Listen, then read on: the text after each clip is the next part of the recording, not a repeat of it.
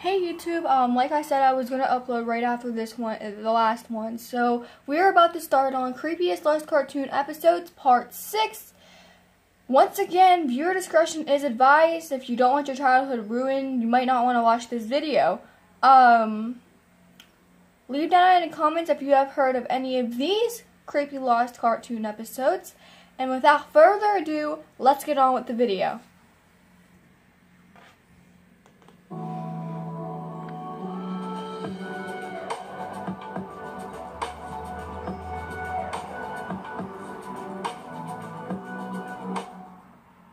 And now we move on to the 6th installment in the series of Creepiest Lost Cartoon Episodes. There are many cartoons that supposedly air an episode, but then it gets lost and nobody seems to mention it again. That's what I'll be talking about today. Keep in mind, these are creepypastas and completely fictional, but they're still really creepy stories. As always, a warning to my younger viewers out there. These videos have some violent images and themes, so click away if you don't want to see that. If you're brave, see how long you can last in the video before you leave. With that being said, let's get on to some of the creepiest Lost Cartoon episodes. First up is an episode from the Fairly OddParents called Sweet Revenge. It opened in Timmy's bedroom and he woke up to have his fairies greet him, very similar to other episodes. 1 minute in, he went downstairs and his dad walked through the front door with a bloodstained machete in his hand. Timmy screamed and asked what his dad did. Timmy's dad kept on mumbling, but you could only hear Berg and the string of gibberish. He seemed to be going crazy. In the next scene, Timmy was in his bed and he had an expression like he just saw a ghost. You could then see a shadow of his dad walking down the hallway holding the machete in his hand.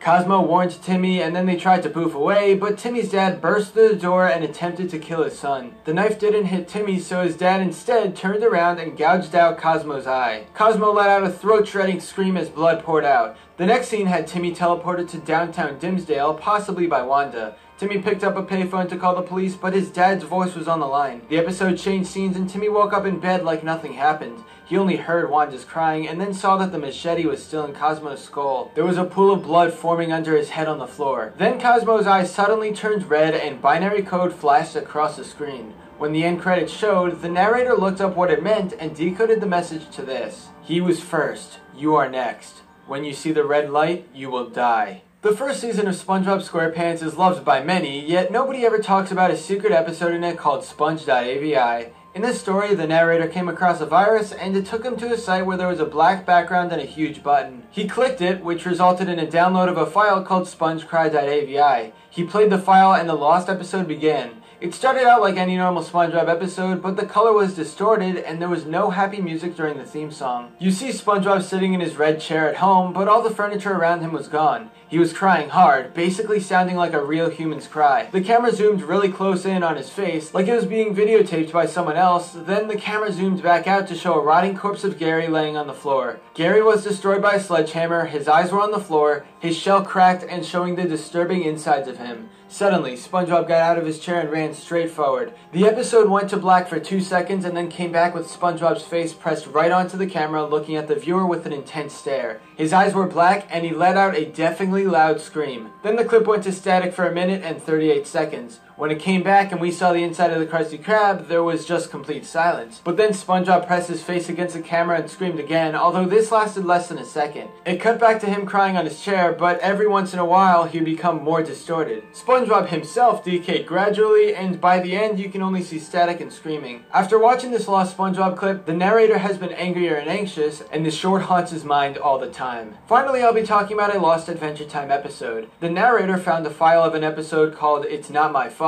It was a full 30 minutes instead of the normal 11. He clicked it, and as you'd expect by now, it starts out colorful, and nothing was really out of the ordinary. We see Finn chasing Jake around their treehouse because Jake had found Finn's diary. Eventually, penguins break through the wall and start to carry Jake away. However, the penguin doesn't answer Finn when he asks what they're doing. It is learned that the Ice King is still kidnapping princesses, and that the penguins thought a princess was at the treehouse. Next, there's a big scene with Finn and Jake going to the Ice King's fortress surrounded by his army of penguins. The Ice King says that Princess Bubblegum will either marry him or he will kill every other princess. Because she's so noble, of course she would be forced to marry him. Finn explodes in a rage of violence and unleashes a mighty scream as he knocks the Ice King to the ground and draws his sword. Finn continues to shake in anger even after he pins the Ice King down and the Ice King admits defeat.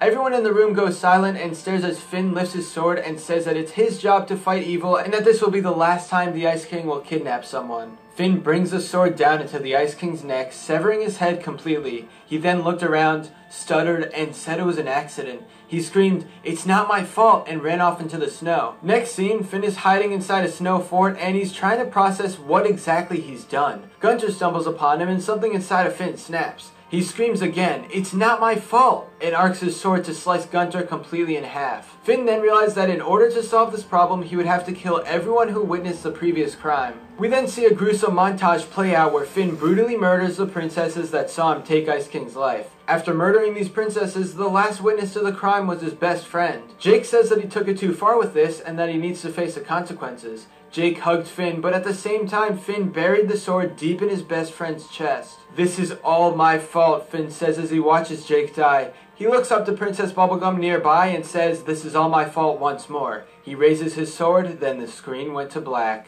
Anyway, that's all for this video. Subscribe for more awesome cartoon videos. Give a Well, that was pretty intense.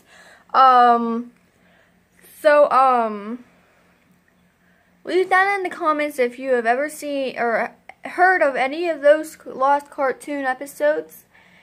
And we are coming very slowly to the end of the series. Oh man, that's sad.